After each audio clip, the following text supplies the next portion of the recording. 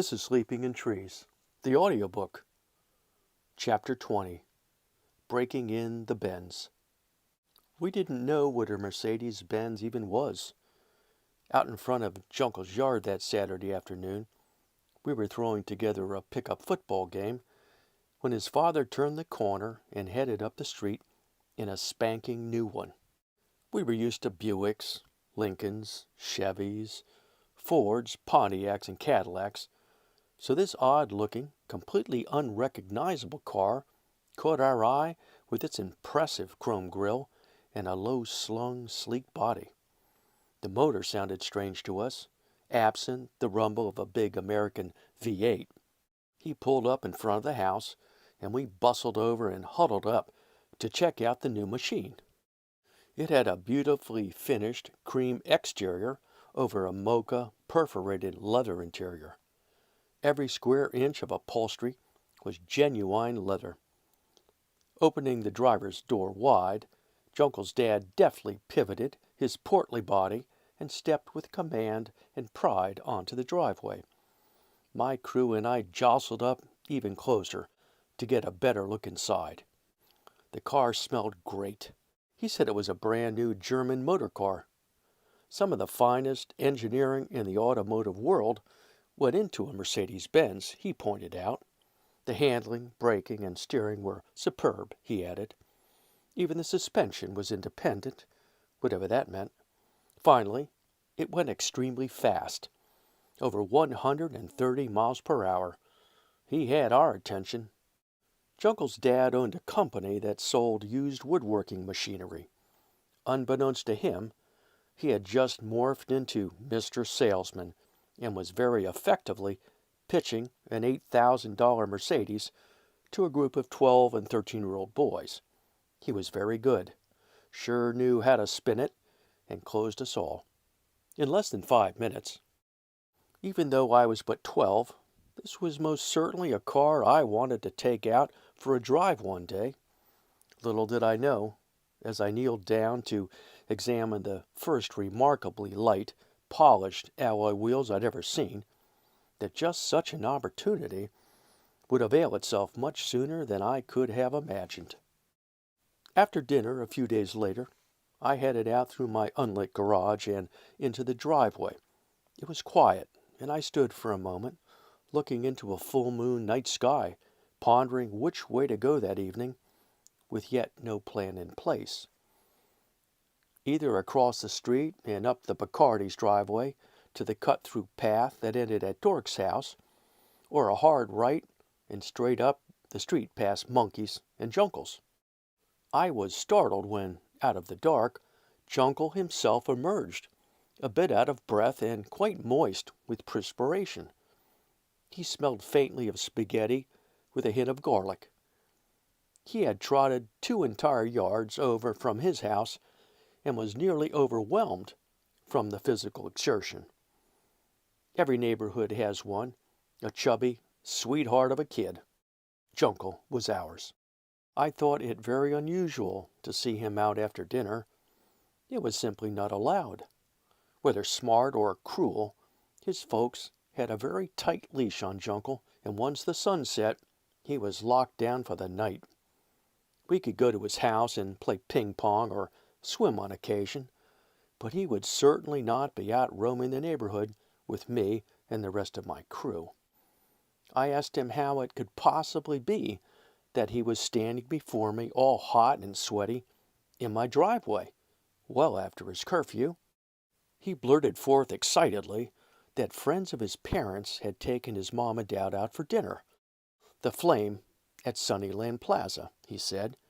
It was a pricey, old-school, surf-and-turf kind of place in a strip center on Old Dixie Highway.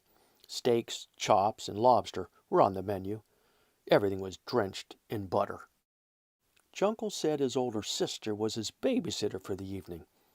The friends had graciously offered to drive to the restaurant, so the very new Mercedes Benz motor car was parked less than securely in Junkle's garage. He had the keys. His sister was in her bedroom talking with a new boyfriend. Based on her incessant giggling, he estimated that she would be distracted for quite a while, maybe hours.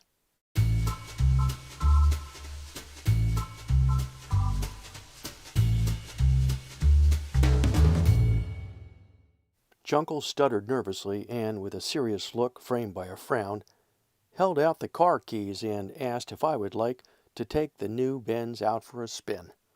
Off we headed, post-haste, up the dark street toward his house. It was important that we move quickly, lest he reconsider his ridiculous idea. He'd backed out of much less risky schemes in the past. Junkle made it clear that if his dad ever found out we'd done this, he was sure he'd be living until high school within the 8-foot-high concrete pen out back with his little hyperactive mutt named Lucky, a misnomer if there ever was one. I would never tell another living soul as long as I lived. No problem, I assured him. I suggested we stop first at Dinkle's house. He would want to go along. Maybe Dork, too. We quietly opened the front door and peeked inside. His sister's bedroom door was still shut tightly, and we could hear her giggling away on her princess phone. Excellent. Ever so gently, pulling the door shut, we crept along the elevated breezeway to his garage. Junkle slowly pushed the door open. There, before us, the athletic Fraulein rested, poised and ready to stretch her lovely legs. What a beautiful and very different car, I thought. Instead of the clunky, laid-back cruisers we were used to, it had a proper, upright comportment. She was a limber athlete, finely tuned for the high-speed motorways of the Autobahn or the bumpy back roads of South Florida. We glanced at each other in silent confirmation that we were ready to execute this high-risk plan. Junkle was a nervous wreck already, but I reminded myself that this was his idea. He was pushing it forward as if driven by some unknown need to pursue this bold, clandestine act. Who was I to question his motives? I was just a passenger who desperately wanted to ride in this fine German motor car called a Mercedes Benz. We had to be in full stealth mode, or the babysitter, his sister, though giggling on the phone at her bedroom, might hear unexpected noise and be alerted. I ever so carefully lifted the garage door inch by inch while Junkle opened the driver's door and plopped into the seat. The shiny black plastic steering wheel with the signature chrome horn ring inside it loomed above his small head, crowned with a mess of short black hair. He could barely reach the pedals. Not only was Junkle on the chubby side, he was small in stature as well. I stepped lightly in my bare feet around to the passenger side and silently opened the door, slipped into the firm leather seat and pulled it slowly closed only part way. I would wait until we were on the street to slam it fully shut.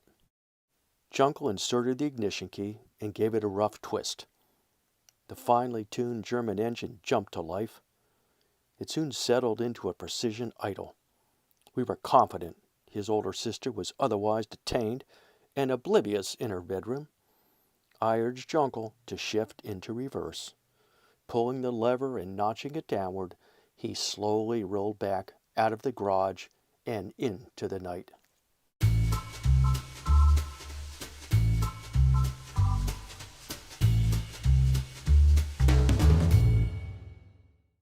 There is something indescribably special at 13 years of age about driving a car illicitly and illegally out of one's driveway in the dark, with the glow of the dashboard, the sounds, the smell of a new interior, and the larceny of it all. Junkle's brow dripped small beads of sweat. We were both in a highly excited and elevated state. I do not know how or when Junkle learned how to drive, but he seemed moderately competent behind the wheel.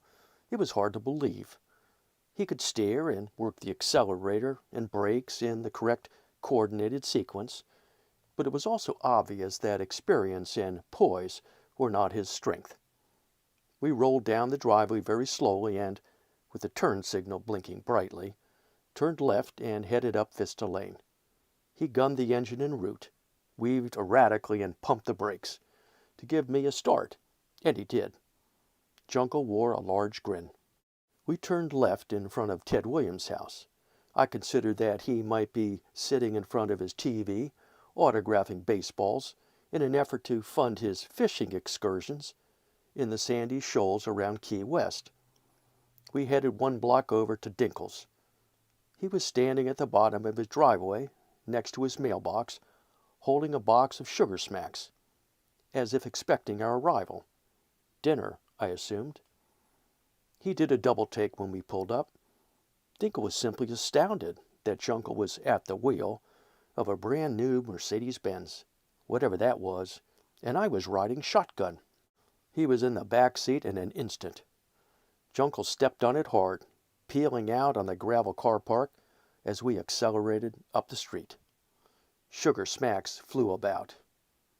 The Benz had some serious get-up and go. I believe it was outfitted with a straight 6 engine, with good power and outstanding torque. 3 houses up on the left we approached Dork's.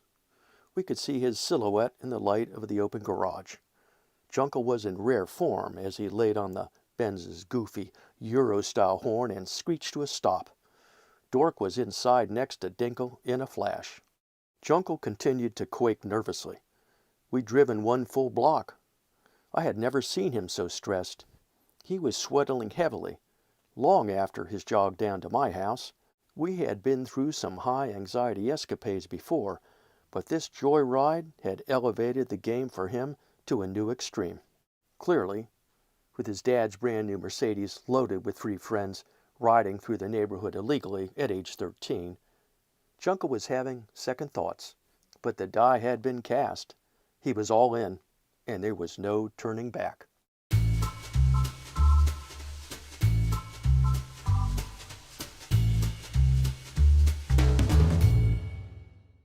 With adrenaline surging and a dusting of malice in the air, we moved next to assess just how to maximize this unlikely opportunity. As we motored up one of the neighborhood streets, we saw a house up ahead, on the right, bathed in a wide swath of bright light. The residents had installed floodlights, and the entire front yard was illuminated like a football field. We were immediately drawn to it. In an instant, it became our stage. I directed Junkle to pull into the very well-lit front yard. With a tug of the wheel to the right and then quickly left, the Benz rolled smoothly and quietly onto the front lawn, perfectly centered. As his dad had assured, this sedan handled superbly. The plan was simple.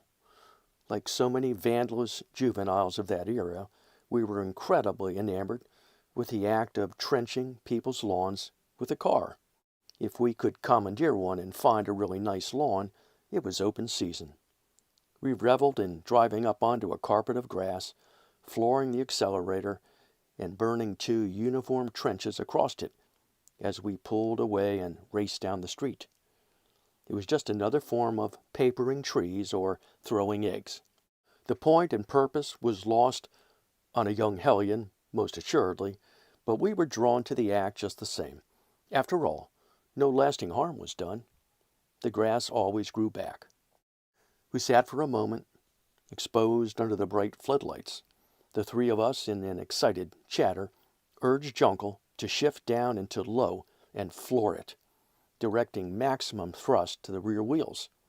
Instead, Junkle somehow managed to miss first gear altogether and lodged the shifter in neutral.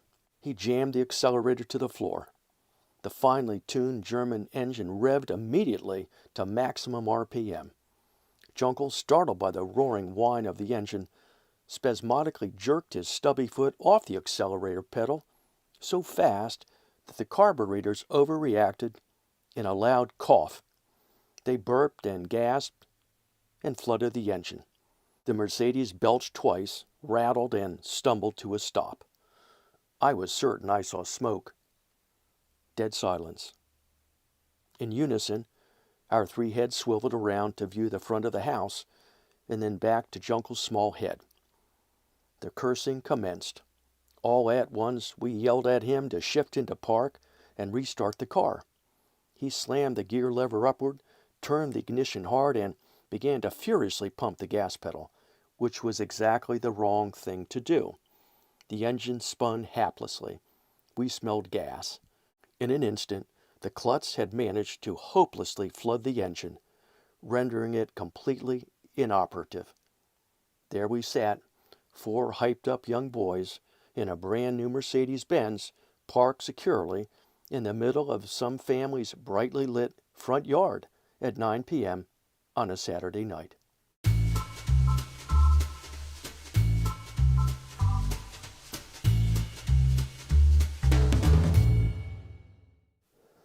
We did not have a small problem.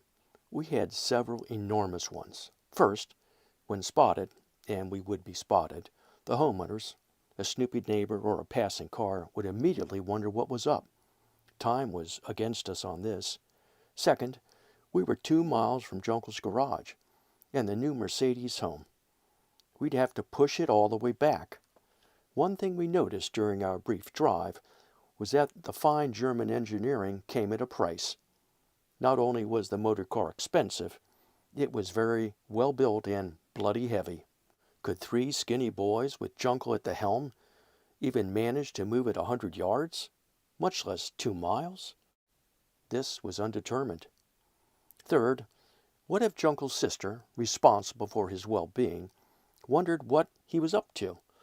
She might venture out to the garage in her search, notice the missing car, conclude he couldn't possibly be out driving around in it, further assume it had been stolen, and call the police. Fourth, Junkle's parents and friends would soon finish their dinner.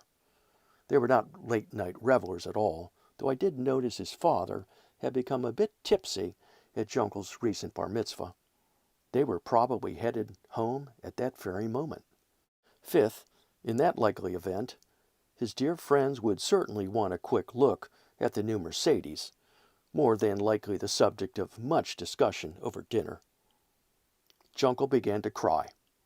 As he sniffled and shook sitting in the driver's seat, I marveled at how he had even come up with such a screwball and high-risk plan. We did have one good thing going for us, and we realized it almost immediately. The yard we had so moronically pulled into was on the only hill this side of Ocala, 300 miles to the north. If we could push the car at all, we might get a sorely needed boost from gravity in our efforts to roll it back home to Junkle's garage. It was heavy, but adrenaline is powerful stuff.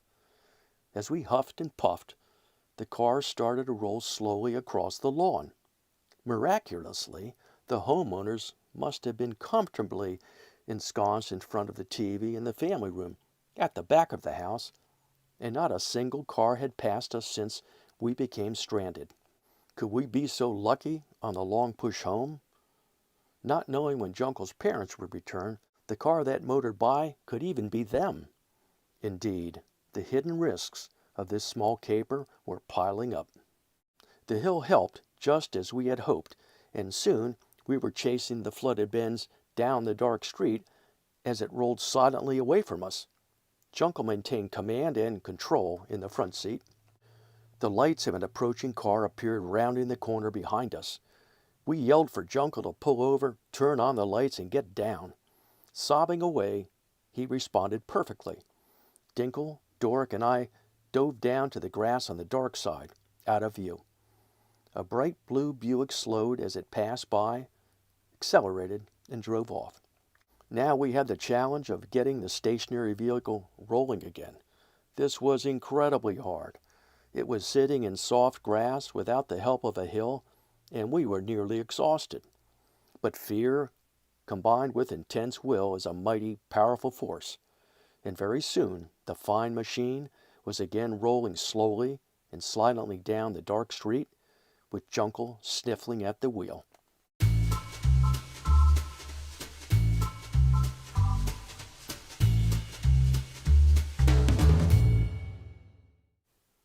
In another 15 minutes, he was steering the shiny, very flooded new Mercedes straight into his driveway. Luckily, it was as flat as Nebraska, and soon he shifted into park precisely where it had rested only an hour earlier. We had made it.